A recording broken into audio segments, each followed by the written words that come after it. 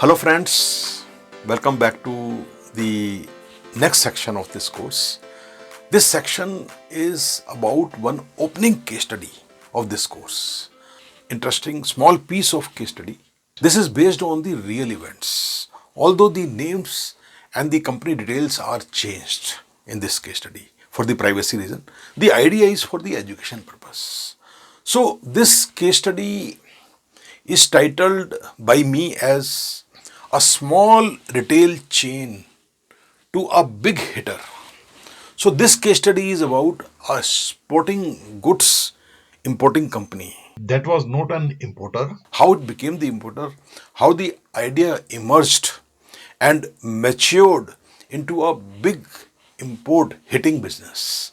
That is the idea of this case study that I'm going to share with you. Let's look at this case study. Let me share with you the starting point where the idea generated in the mind of one Mr. Thomas, who is the owner of an Indian retail chain for sporting goods. And at that time, it was a small retail chain. That is when this idea was emerging slowly in the mind of Mr. Thomas to do imports. The company was dealing in sporting goods and very especially into tackle business. So fishing equipments, tackle business, they were very well known in this area. It was a specialized field and the brand of this company was reasonably well known in the Indian market. So I'm talking of the Indian market. This company was targeting. Mostly the items that were being sold by this company, sporting goods, tackles, were sourced from Indian vendors, Indian suppliers, and most of these items were actually imported items. Most of these items are not manufactured in India actually. So they were imported from Europe, they were imported from US, China, Taiwan, and even Japan. So the company had its own brand that was synonymous with the high quality of such products, sporting goods, tackle business. Quality was the buzzword for this company and it was doing reasonably okay. The growth of the sales was not exponential at that time. Margins were moderate, reasonable, but the main issue was that the growth was not there. Sales growth, probably because of price, because of there can be many factors, but sales growth was not there. That probably was the reason why the idea of doing something deeper, some kind of integration, vertical integration, or the horizontal integration was coming to the mind of Mr. Thomas. That was the idea, I think. If we look at any entrepreneur's mind, when growth is not as expected, some idea comes to the mind of the entrepreneur that what to do. So he try out many things. So that is what happens. In spite of having a good brand, in spite of having good quality products, having deeper knowledge about the thing that you are doing, Mr. Thomas had been himself as the tackle jobber. So he knew many things about this business. So that is the reason he was into this business and he was doing quite well in this business. Now, the first experience of Mr. Thomas with the idea of importing came through POE purchasing. So, what is this POE purchasing? POE purchasing means port of entry purchasing. So, when goods are imported, the moment they enter the port of entry, they are available for sale at times because the money is involved of the importers. They want to square off their investment immediately when the goods comes, and the best thing for any importer is to sell immediately after the goods are cleared from the customs, maybe at lower margin, but that is what generally most of the importer think, and they do like that.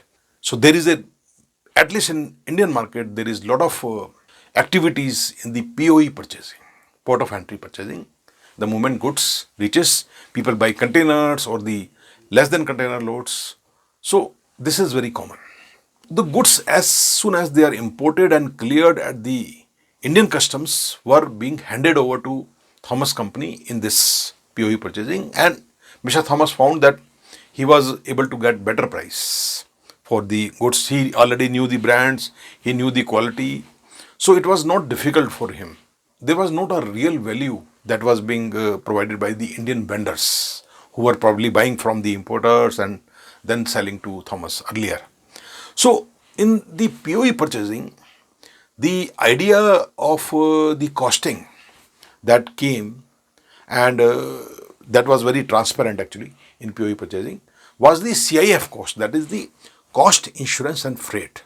So it means the landed cost at the port of entry, and then added to that other costs like import duties or any taxes, local taxes, or incidentals like the port authorities fees or the customs fees, any demurrage charges, clearing charges. Those incidentals makes it a landed cost. So landed cost includes the CF cost, includes the import duties, taxes and incidentals cost, plus 5 to 10% importers profit that keep on varying depending on the frequency of the goods coming, from where the goods are coming, what is the quantity of the goods. So it all depends on that. Generally the importers profit at the POE purchasing was approximately 5 to 10%. So this is how it was working. So apart from the importers profit, there was the CIF price that was also not very transparent. Actually, the invoice price, that was CIF price, was in the written form, and accordingly the sale was happening at the POA level. So there can be some consideration for the importer, maybe directly with the supplier. So that was not clear, but whatever it was, on paper, these were the cost, and this was the margin that was charged by the importer, very transparently as such. So this was the situation. At this point, Mr. Thomas learnt about the importing, clearing, although he was not doing it, but he got certain ideas about how import happens and what could be the benefits of doing direct imports. So that is what was happening. The second experience of Mr. Thomas with importing came from another another type of offers that were being given by the agents, importing agents, not the importers, importing agents. And that was the high sea sales.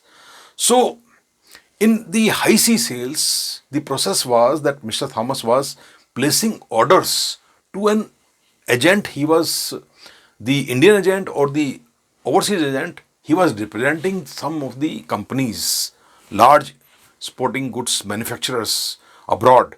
Those were being represented by these agents, and the high sea selling required the orders to be placed through those agents to the companies directly. So goods are sold actually to the company of Mr. Thomas when goods have been dispatched from the port of origin, POO, port of origin or port of loading, and they are on the sea. They are already on the sea. So in such cases, cost considerations were like this. The CIF cost, that is the cost, insurance and freight, that means the cost up till the goods reaches the Indian port, that is the CIF cost, plus import duties or any local taxes and incidental cost, including the customs fees, port authorities fees, any clearance fees or the cost that are associated with goods clearance, plus 2% commission that was charged by agent. So these were the cost. So again, it was more lucrative to Mr. Thomas to buy goods on high sea sales. But in this, the clearance process, all customs clearance or the handling of the goods when they reach the Indian port, how to get it unloaded, and all those costs, who are the people, including the C&F agents, clearing and forwarding agents, all those vendors became connected with Mr. Thomas, and he started learning the game of imports through high sea sale. This was the second experience of Mr. Thomas with importing. As the business started growing further, the growth of business was happening because of the POE purchasing and then high C sales purchasing. What happened? The margins and profits were better. Mr. Thomas was able to promote the goods better. So the growth was quite healthy now. So at this point, Mr. Thomas thought of and considered the direct importing options.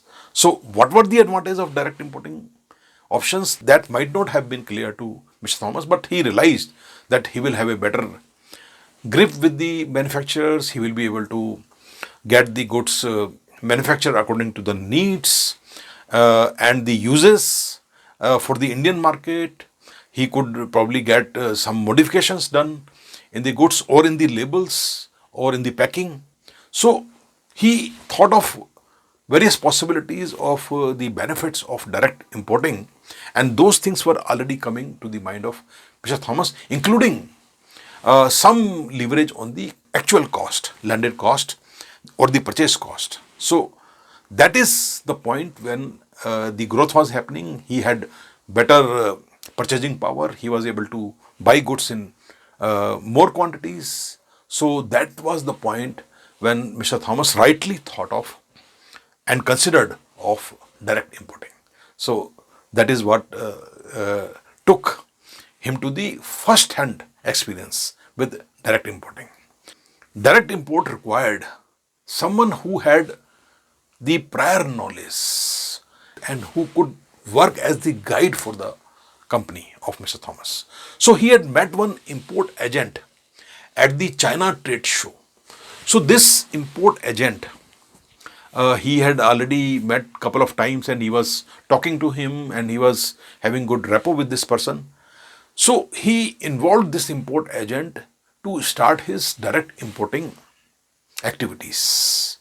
For that, import agent suggested the visit to few countries to do some kind of field research, to have the learning about the manufacturing, the challenges and the opportunities that exist in the overseas market when you deal directly with the manufacturers. So it was more of a field research come education trip that was planned, and import agent and Mr. Thomas went on a business trip to few countries, including they also visited some of the trade shows in different countries. So this trip was very useful, and they got very good response from the manufacturers because the purchasing power of Mr. Thomas was becoming very good now, and Mr. Thomas also committed larger quantities than he could have bought on the strength of having very good relationship with the other retail chains, similar retail chains who were selling similar goods in India.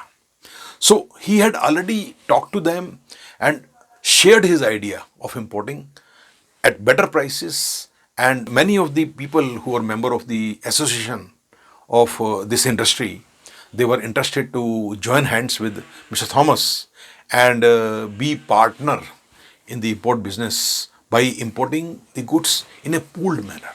So group of other retail chain buyers in India were interested for a combined order to get a better deal from the manufacturers. So the negotiating power, bargaining power increased of Mr. Thomas, and in this trip, Mr. Thomas used that strength. So not only his own quantities, but the quantities that were committed by his other friends who were into the similar business. So that is how the things looked brighter, and import agent was also very keen to work with them because Mr. Thomas had quantities in hand and he was looking at good commissions in this case. So that is what was happening in this first hand experience of Mr. Thomas with direct importing. So what was this combined import order shipment? It was based on the landed price to the warehouse of the other buyers in the group. So the price that was quoted to the other member of this consortium of the importers or the group of importers were based on this landed cost, including all the import duties or taxes or incidentals or clearing charges, everything paid. So all in all, landed cost. That was the combined import offer given to the Indian parties. And this combined shipment was there in the form of certain containers, maybe 5 containers, 6 containers on a fortnightly basis. But in these containers, the shipment was divided into different individual lots according to the partners in the group, in the consortium. So suppose there were 5 consortium members, so there were 5 lots in this whole single shipment. And these lots with individual markings as per the requirement of these importers, as they had desired, what kind of packing they want, what kind of labels they want, what MRP they want, it was accordingly different lots were created as per the request and the instructions given by Mr. Thomas to the manufacturer, overseas manufacturers. So this is how this combined import order worked.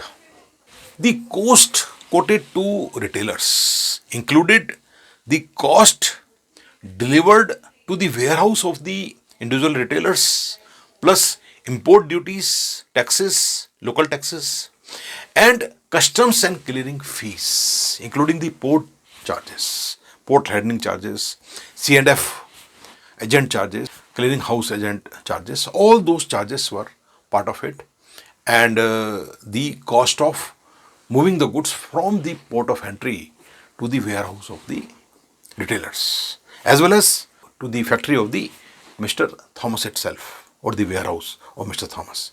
So these costs were including all these breakup. So that was very important thing, not to miss any cost in this. So this required very careful consideration. Now everything worked very well. So this combined offer idea worked really very well, and the growth, sales growth of the company of Mr. Thomas grew exponentially. The profits and the sales were skyrocketing already, and with this success, Mr. Thomas added new items to the import also. So now the advantage of direct import were visible. Now he was able to increase his portfolio of the import items, and these items now included the fishing tackles that were already there. Now bikes were also there. Then athletic and ski apparels were there.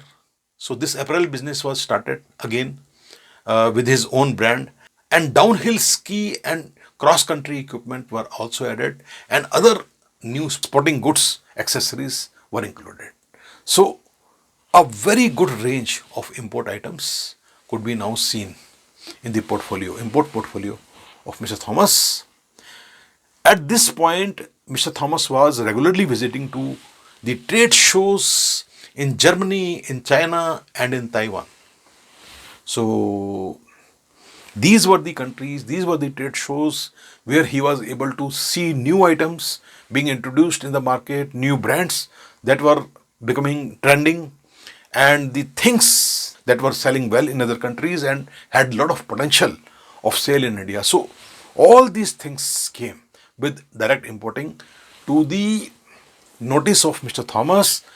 Those things earlier, when he was not into direct importing, those things were not visible to Mr. Thomas, and probably that was the reason he was not able to grow his sales of the brand and the portfolio of the items to that extent that he was able to do now.